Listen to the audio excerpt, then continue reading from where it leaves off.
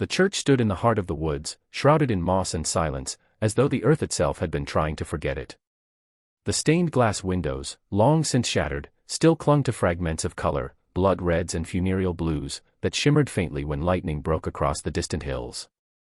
No one had prayed here in over 100 years, but the ground around it was heavy with memory, and something older than memory. For 12 years, the townspeople of Murrin Hollow buried their dead here, 157 souls, each lowered into the ground beneath solemn hymns and candlelight. Yet when the graves were unearthed in the late autumn of 1913, every coffin was found empty. No one spoke of it after that. The townspeople left, the church rotted, and the woods reclaimed what was theirs. Only a few dared to remember, and fewer still dared to return. It began again when a logging company cut too deep into the northern edge of the forest. Their saws struck wood not from a tree, but from something buried, a lid, splintered, sealed tight from within. The foreman laughed at first, until the first coffin was opened and found hollow. The next was the same. And the next. By nightfall, 12 coffins lay open in the mud, each empty but lined with impressions, as if bodies had once pressed against the satin and vanished. The air grew still that evening, unnaturally so. Radios in nearby cabins began to crackle with a faint, trembling chorus, voices humming an old hymn Northwest one could quite place. It came from the direction of the church, or perhaps from beneath it. In town, the old bell in the belfry, rusted and silent for generations, tolled once, though the rope had long since turned to dust. By morning, the forest had swallowed the clearing again. The workers never returned. And by the time the sheriff's men arrived, the coffins were gone. Only the sound of the hymn lingered, carried by a wind that smelled faintly of ash and earth. The discovery of the empty graves began with the echo of axes striking wood deep in the Murrin Hollow forest. A team of loggers, led by a man named Conrad Vess, had been clearing new ground for expansion when the sound of their tools changed. Instead of the dull, fibrous thud of pine, they heard a hollow knock, something flat, wooden, and wrong. The ground there was unusually soft, almost spongy beneath their boots, and a faint scent of rot drifted upward as they dug. One of the younger workers, curious and reckless, unearthed what looked like a curved wooden plank, its grain blackened by age and moisture. When they cleared more of the soil away, the outline of a coffin emerged, its lid sealed but trembling faintly when touched, as though something beneath had shifted. At first, they believed they had stumbled onto an old burial site, perhaps a forgotten graveyard tied to the ruins of the nearby church that had stood in the woods since the early 1900s. The foreman, muttering about legal trouble, wanted to cover it back up. But curiosity always outweighs caution when superstition is mixed with the scent of history. They pried the lid open with the end of an axe handle, expecting bones or decay, but instead found only emptiness. A satin lining, faded and yellow, lay perfectly undisturbed. There were no remains, no sign of a body, not even a scrap of cloth or jewelry to suggest someone had ever rested there. The first coffin could have been an anomaly, perhaps the remains had decomposed completely, they reasoned, but when a second, third, and fourth were opened, all told the same story. Each was empty, the lining pressed inward with faint impressions, like something had once been there, or perhaps still was, in a way unseen. By the time they reached the 12th coffin, silence had overtaken the group. The woods around them felt heavier, thicker. The sound of birds had vanished. The men began to argue, one claiming it was cursed ground, another insisting it was part of an old smuggling trick. Conrad, stubborn and sweating, leaned over the open pit to examine the final box. Its wood was etched with strange patterns, spiral carvings burned deep into the grain. When he brushed his fingers across them, a shiver rippled through him so violently he dropped the lantern into the grave, scattering light across the carved symbols. That light revealed something none of them wanted to see, footprints, small and bare, imprinted in the wet soil around the graves. They led away from the coffins and into the trees, as though whoever had once been buried there had simply stepped out and walked into the forest. Months after the discovery of the empty coffins, a historian named Evelyn Harrow arrived in Murrin Hollow with the intent to document the church ruins and trace the town's early records. She had spent years studying forgotten parishes across rural counties, but none carried the silence this one did. The local archives were housed in the town's former courthouse, a building so damp that the scent of mildew clung to every page. As she sifted through brittle papers and faded ink, she came across a leather-bound ledger covered in soot and water stains, tucked between two property records. Its spine bore no title, but when she opened it, she found the first page written in a looping, precise hand, Burials of the Faithful, 1901 to 1913. Each entry listed a name, date of death, and sermon verse, neatly arranged and numbered. There were 157 names in total. Evelyn felt an immediate chill as she noticed how uniformly the handwriting remained, as if the same hand had written all 12 years' worth of entries. That was unusual. Most churches had several clerks or record keepers over time. She began cross-referencing the names with census records and local death certificates from that era. One by one, the mystery deepened. None of the names, no matter how she searched, appeared in any public registry, no birth records, no marriage documents, no mention in the town's census rolls. It was as though the people buried there had never existed at all. Even more disturbing was the consistency of the death dates. Several occurred on the same day, spaced exactly 1 year apart, always in late November, always after the first frost. When Evelyn looked closer, she noticed faint smudges on the margins, as though someone had tried to erase short notes once scribbled beside certain names. Holding the paper to the light, she could just make out faint pencil markings beneath the ink, words like hollow, confession, and return.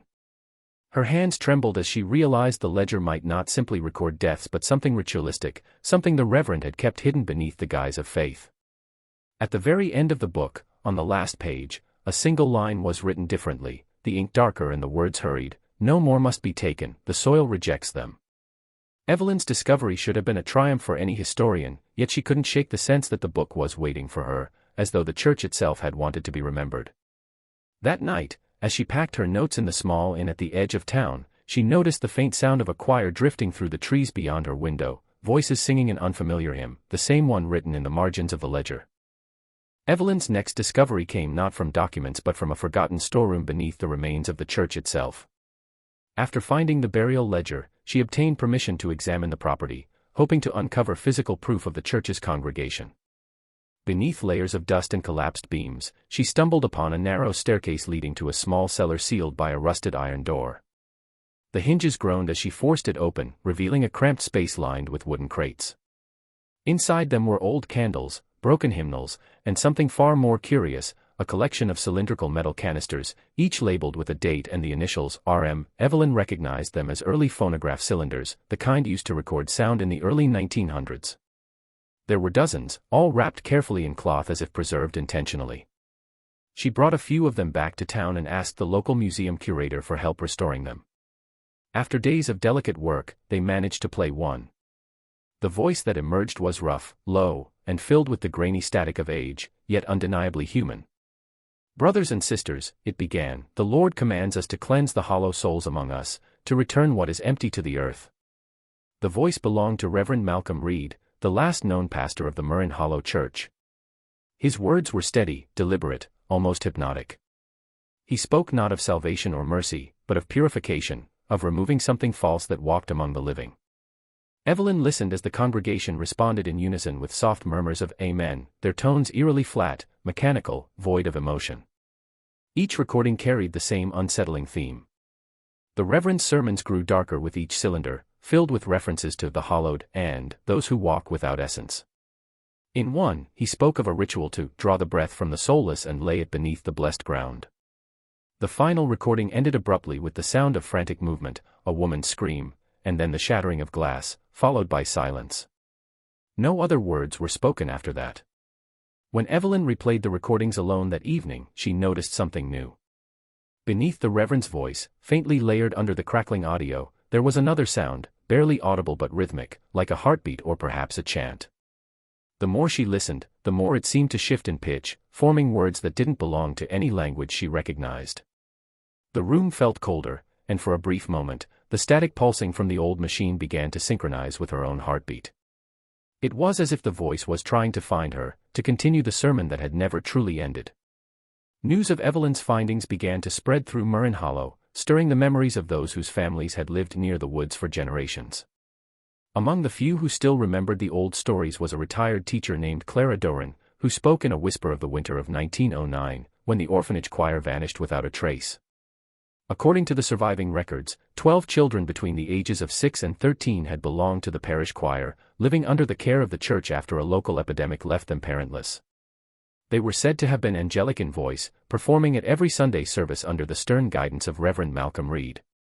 Their disappearance occurred during what became known as the White Storm, a blizzard so severe it buried entire roads and left the town cut off for nearly 2 weeks.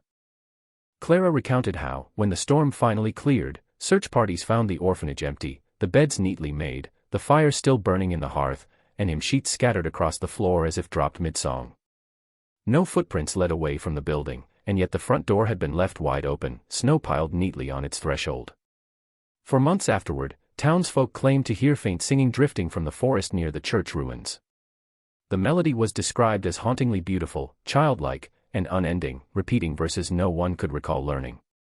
When some of the men went to investigate, they found the church doors locked from the inside, though no one was seen entering.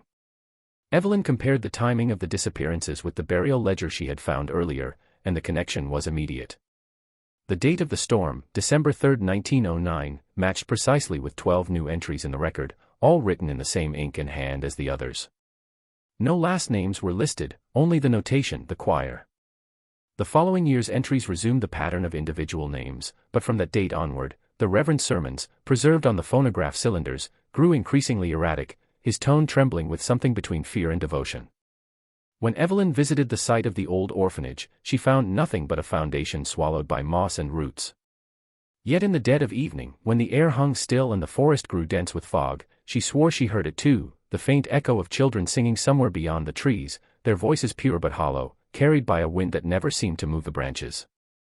The tune matched the one she had heard beneath the Reverend's voice on the recordings, looping endlessly, as though those lost children had never stopped performing the hymn they had begun on that final night. Evelyn's investigation deepened when she uncovered a small, leather-bound journal buried beneath a collapsed pew near the church's altar. The pages were water-stained and brittle, written in hurried, uneven script by someone who identified himself as T.W., believed to be Thomas Whitlock, the church's caretaker between 1906 and 1913. Unlike the Reverend's formal sermons, the journal's tone was that of a frightened man struggling to make sense of what he was witnessing. The early entries spoke of routine work, maintaining the grounds, tending the graves, and lighting the lanterns before evening service. But as the months passed, his notes shifted from mundane details to uneasy observations. He began writing about late-night gatherings the Reverend conducted after the congregation had gone home, describing them as services for the unmarked. According to Whitlock, these ceremonies took place well past midnight in the forest behind the church, always on the night of the new moon. He wrote of seeing the Reverend lead small groups of parishioners, sometimes a handful, sometimes dozens, into the woods carrying candles and wooden bowls filled with salt and ash. They never spoke as they walked, and when they returned, their faces were pale, streaked with soot, their lips moving as though continuing prayers he could not hear. The caretaker claimed he tried to follow them one night, keeping to the shadows, but stopped when he saw what the Reverend was doing. In a small clearing surrounded by gravestones, they had formed a circle, and in its center lay a figure that appeared lifeless, yet not entirely dead. The Reverend's voice echoed through the forest, reciting something that sounded like scripture but carried no familiar rhythm. The others repeated a phrase over and over, confession from the hallowed. Whitlock's later entries grew increasingly fragmented. He wrote that he could hear voices even when the church was empty, whispering from the walls and through the floorboards. He described the sound of shovels scraping dirt at odd hours, though no new graves were marked. His handwriting became erratic, letters overlapping and bleeding into one another. The final pages of the journal were nearly illegible, but a few words remained clear: they do not bury the dead. They bury what is left after the soul has been taken. The last line was scrawled so violently the pen tore through the paper. After that, there were no more entries, no mention of Whitlock in any record, and no trace of him ever leaving Murrin Hollow. The journal stopped abruptly, as though the hand that wrote it had been stilled mid-sentence by something standing just behind him. The event known later as the Black Sunday Fire marked the beginning of the church's final days and left Murrin Hollow cloaked in silence for generations. It was a bitter evening in November 1912, the kind where the air itself felt sharp enough to cut. The congregation gathered inside the church for what Reverend Malcolm Reed called the service of renewal. Witness accounts, few and fragmented, spoke of the church being fuller than it had ever been, every pew occupied, candles burning along the aisles like a corridor of flickering gold. The windows were covered with heavy drapes, sealing the building in darkness except for the candlelight, and the hymns that rose from within carried a strange rhythm, less a melody than a chant. No one outside knew what the service was truly for, but those who survived swore that the Reverend had warned them that the hallowed would walk no more. As the night wore on, the wind began to howl through the forest, and the bell tower groaned as though strained by unseen weight. Near midnight, the light from the church's windows flared suddenly, visible from miles away, followed by a dull explosion that shattered the stillness. When the townspeople rushed toward the glow, they found the church engulfed in flames so intense that even the snow around it melted into black sludge. The roof had collapsed inward, and the doors were barred from the inside. The screams of the congregation echoed through the trees but faded too quickly, as if the fire consumed not just wood and flesh but sound itself. When the blaze finally died, the building was nothing more than a hollowed shell. Yet the strangest part came when the townsfolk searched for remains. Not a single body was found, no bones, no ashes that could be identified, nothing but scorched pews and warped metal candle holders fused to the floor. Even the reverend's robes, which some claimed to see burning near the altar, left no trace. The earth beneath the church appeared blackened and brittle, but when touched, it crumbled like old paper, releasing a faint scent of incense and something metallic, almost like blood. In the weeks that followed, the survivors spoke little of what they had seen. Those who lived nearest to the ruins claimed to hear crackling long after the fire had gone out, as though embers still whispered beneath the soil. On certain nights, when the wind carried from the north, they said the smell of smoke returned and the faint sound of a congregation could be heard singing behind the charred walls, softly at first, then rising into a single, endless note that hung in the air until morning. Years after the Black Sunday fire, the ruins of the church were left untouched, swallowed by the creeping roots and moss that thrived in the stillness of Murrin Hollow. Yet those who lived on the outskirts of the forest began to whisper of something strange that lingered there. The woods surrounding the church had always been unnaturally quiet, but now they seemed alive in a way that defied explanation. Hunters reported that animals refused to enter the area, and even birds would circle above the trees but never land. As the years passed, the townsfolk began calling it the forest that whispers, a name that came from what they swore they heard whenever dusk settled, the faint sound of voices carried on the wind, like hymns being sung by unseen choirs. The whispers were never loud enough to make out words, yet they carried rhythm, cadence, and something hauntingly human. Some described them as prayerful, others as mournful, but all agreed that they came from the direction of the ruined church. On moonless nights, travelers passing through the woods claimed the whispers grew closer, seeming to weep between the trees, circling them like invisible figures moving in unison. One man, a trapper named Jonas Hale, told the sheriff that he followed the sounds one evening and found himself standing before the church's remains. He said the air shimmered with heat, though the night was cold, and he could see faint lights moving behind the broken stained glass windows, as if candles were still burning inside. When he turned to leave, the whispering rose into a clear chorus of voices calling his name. Over time, the phenomenon became a grim legend told to children to keep them away from the forest. But to the few researchers who visited the site in later years, it was far more than superstition. Recordings taken near the church ruins revealed strange frequencies buried beneath the sound of the wind, tones that, when slowed down, resembled choral harmonies. Evelyn herself experienced it during one of her visits. Standing among the fallen stones, she heard what she believed to be the echo of the Reverend's final sermon, looping faintly through the air. The temperature dropped around her, and though she stood alone, she felt breath against her ear, warm and deliberate, whispering a word she couldn't understand. Those who ventured into the forest afterward often returned changed, some silent, some sleepless, all claiming that the woods themselves were listening.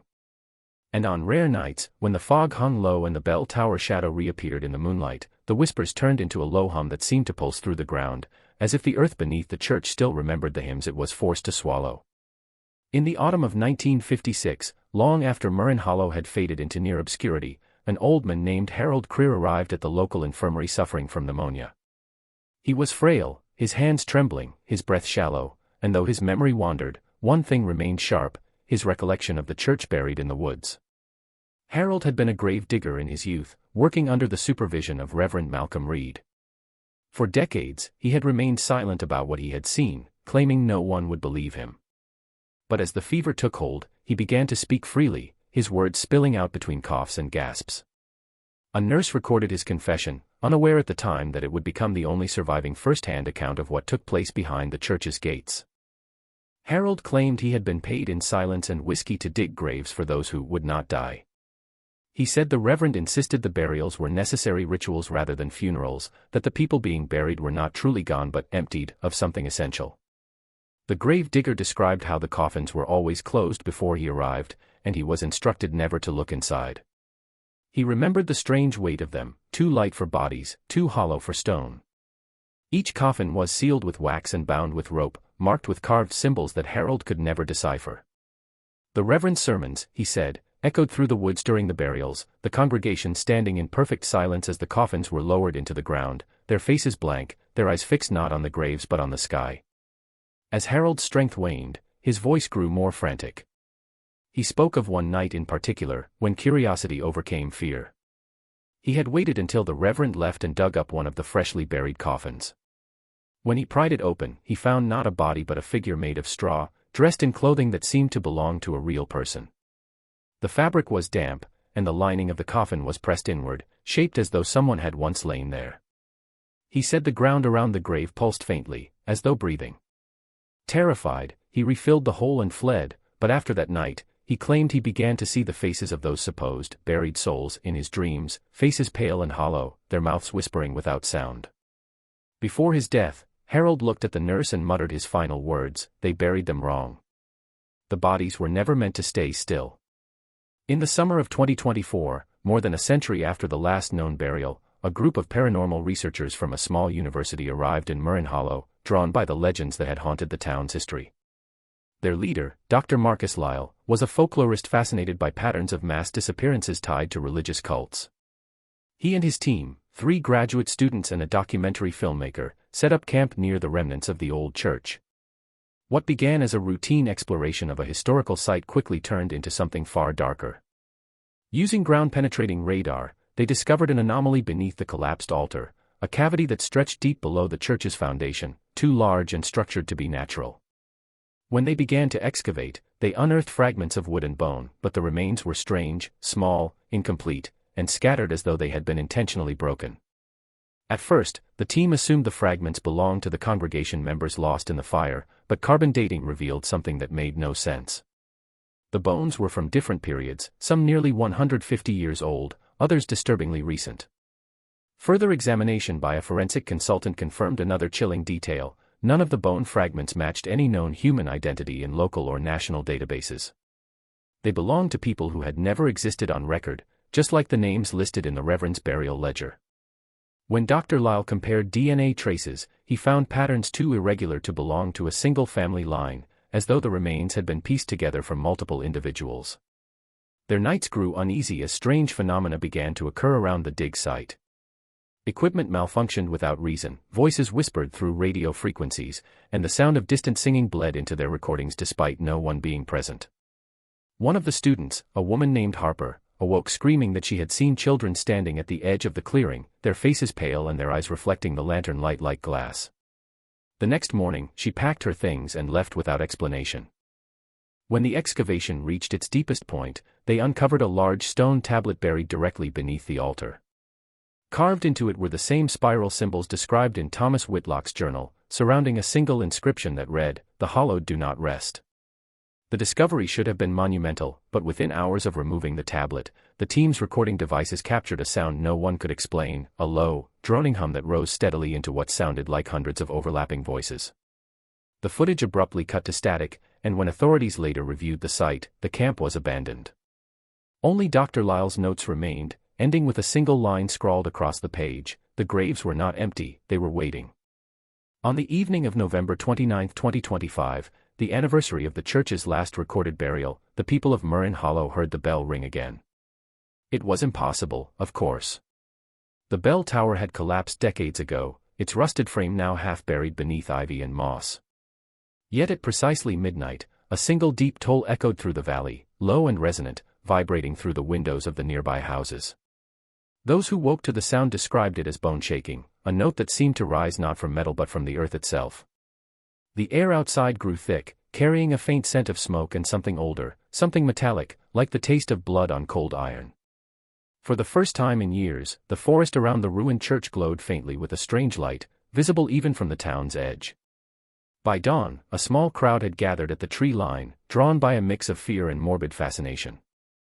The fog was heavy, clinging low to the ground, and from within it came the soft murmur of voices, hymns, faint but distinct. When the fog briefly thinned, they could see the church's outline as if it had never decayed, the structure whole again for a moment in the dim light.